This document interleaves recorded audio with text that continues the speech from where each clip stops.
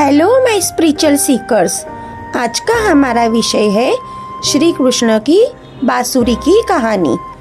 श्री कृष्ण को किसने दी बांसुरी?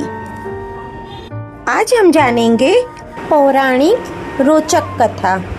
द्वापर युग के समय जब भगवान श्री कृष्ण ने धरती में जन्म लिया, तब देवी देवता वेश बदलकर समय समय पर उनसे मिलने धरती पर आने लगे।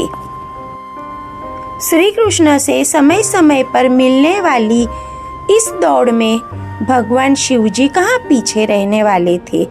अपने प्रिय भगवान से मिलने के लिए वह अभी धरती पर आने के लिए उत्सुक हुए, परंतु वह सोचकर कुछ क्षण के लिए रुके कि यदि वे श्री कृष्ण को मिलने जा रहे हैं तो उन्हें कुछ उपहार अपने साथ ले जाना चाहिए।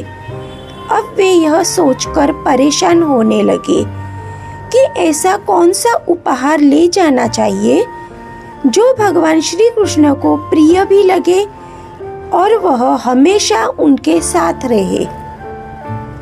तभी शिव जी को याद आया कि उनके पास ऋषि दधीचि की महाशक्तिशाली हड्डी पड़ी है। ऋषि दधीचि वही महान ऋषि है जिन्होंने धर्म के लिए अपने शरीर को त्याग दिया था। वह अपनी शक्तिशाली शरीर की सभी हड्डियां दान कर दी थी।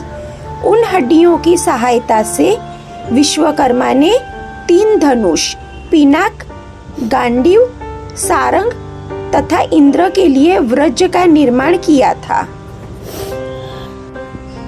शिवजी ने उस हड्डी को घिसकर एक सुंदर एवं मनोहर बांसुरी का निर्माण किया।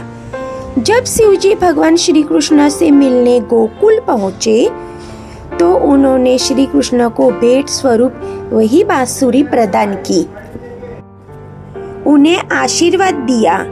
तभी से भगवान श्री कृष्ण उस बांसुरी को अपने पास रखते हैं। तो आज की कथा यहाँ पर समाप्त होती है।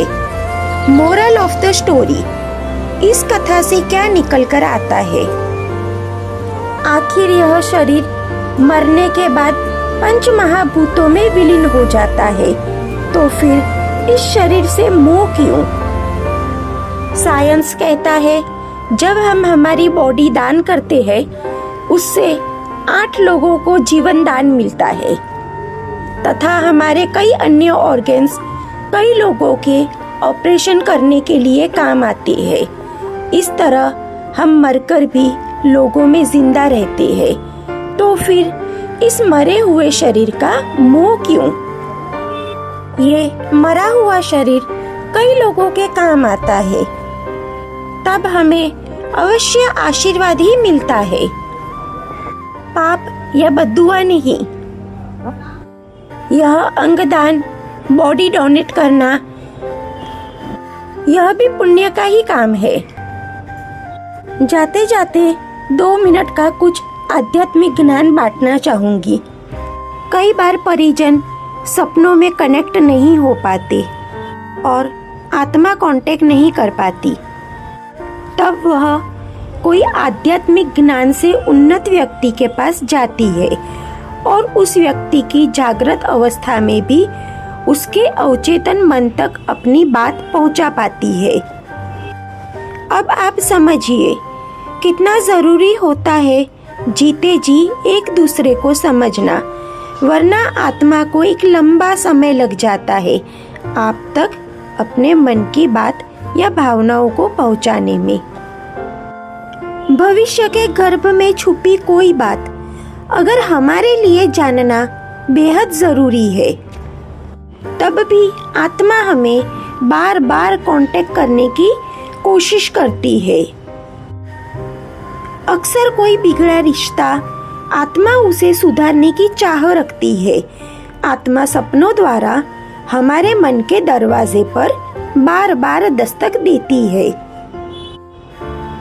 आत्मा कोई बिगड़ा काम दुरुस्त करने हेतु आपके ना समझने पर वह आपके किसी मित्र या करीबी रिश्तेदार के सपनों में आकर भी वह मैसेज पहुंचाने की उम्मीद रखती है, चाह रखती है। कुछ गिले शिकवे, मनमुटाव आत्मा मिलकर सपनों द्वारा दूर करने की कोशिश करती है। आत्मा जब आत्मिक भाव अनुभव करती है तब वह आपसे कांटेक्ट करने की कोशिश करती है, या सरल भाषा में यूं कहिए कि आपसे संपर्क करना चाहती है। अगर मैं अपनी बात करूं आत्मा के अपने संपर्क में आने की, तो दूर गगन से आत्मा जब मुझसे मिलने आती है तब वह अपने साथ शांति, सकारात्मक भाव, वाइब्रेशन और निस्वार्थ भाव तथा जानकारियां लाती है। आत्माएं मुझे बहुत कुछ सिखाती और समझाती है। आत्मा द्वारा मुझे टेलीपैथी संदेश प्राप्त होते हैं। इन संदेशों को समझने के लिए आपको कड़ी मेहनत करनी पड़ती है। आपका कठिन तप, मेहनत और आध्यात्मिक ज्ञान हासिल करने में जब आप सफल हो जाते हो, तब आप आत्माओं द्वारा टेलीपैथी संदेश ग्रहण कर पाते हैं तथा कई आत्माओं को अनुभव कर पाते हैं, उन्हें देख पाते हैं। यह निर्भर करता है उन आत्माओं पर कि वह आपको किस रूप में दिखे, क्योंकि वह बहुत कम ऊर्जा लेकर धरती पर आती है। आत्मा नहीं चाहती कि हम डरे, इसीलिए वह कम ऊर्जा लेकर आती है। इस तरह वह आपको सूक्ष्म रूप में, परछाई रूप में, अन्य कई रूप में दिख सकती है। आवाजों द्वारा वह आपको सिग्नल देती है। जब आत्माएं मुझे दिव्य संदेश पहुंचाती है तब मुझे आप तक संभावना में पहुंचने में आसानी होती है। इसी के साथ विदा चाहूंगी। अलविदा।